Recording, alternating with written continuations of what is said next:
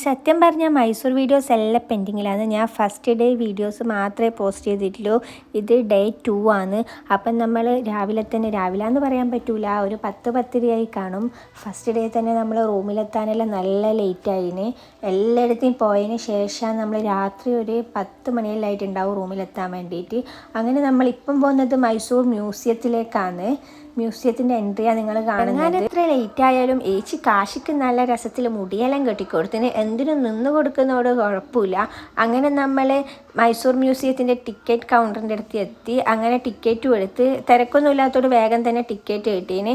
എൻട്രിയിൽ കയറുമ്പോഴാണ് അവർ പറഞ്ഞത് ബാഗും കാര്യമൊന്നും അലൗഡ് അല്ല, മുന്നിൽ എൻട്രിയിൽ വെക്കണമെന്ന്. അങ്ങനെ അത്യാവശ്യം വേണ്ടുന്ന സാധനമൊക്കെ എടുത്തിട്ട് നമ്മൾ ഉള്ളിലേക്ക് കയറി. രാവിലെ തന്നെ ആയതുകൊണ്ട് നമ്മളാരും ബ്രേക്ക്ഫാസ്റ്റ് ഒന്നും കഴിച്ചിട്ടില്ല. അതിൻ്റെ ഉള്ളിൽ തന്നെ ചെറിയൊരു ടീ ഷോപ്പ് ഉണ്ടായിന്.